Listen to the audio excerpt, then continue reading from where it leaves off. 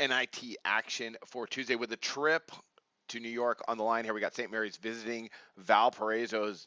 Valparaiso and the Crusaders are one of the best defensive teams in the country. They're extremely well coached. St. Mary's here is getting 5 points set by odds makers, and the Gales are no joke either. I'm going to go ahead. I'm going to grab the points here. I can see why odds makers would make it 5 points. You got Valparaiso, a very good defensive team, and they're at home. St. Mary's a little bit overlooked despite their really good statistics, but Randy Bennett's done a really nice job with this team. They're probably going to be even better next year. So Gales might make some noise, but I like them to hang and probably take this game to the wire. So I'll go ahead and I'll grab the 5 points in what should be a really tough, hard-fought game on both sides of the ball. Let's talk about the Gales on the season. They're 27-5 and they rank first in overall shooting percentage and effective field goal percentage in NCAA basketball. And that's not all. Defensively, they allow just over 61 points per game, which ranks fourth in college basketball. And opponent shooting efficiency, the Gales rank 13th in the country. So they can do it on both sides of the ball. The West Coast Conference was pretty decent. Gonzaga, BYU, they had some good teams in there.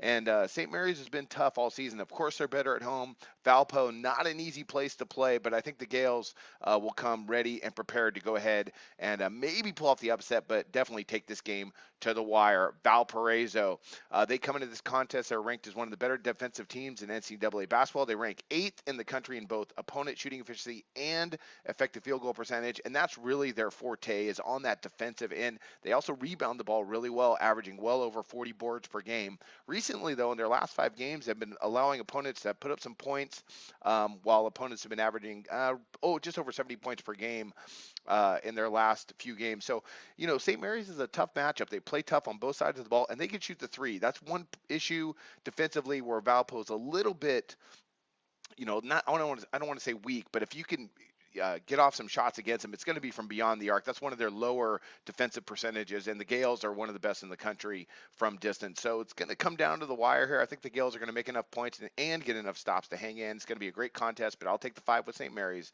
That's one of my NCAA picks today, and I wish you luck on your picks today.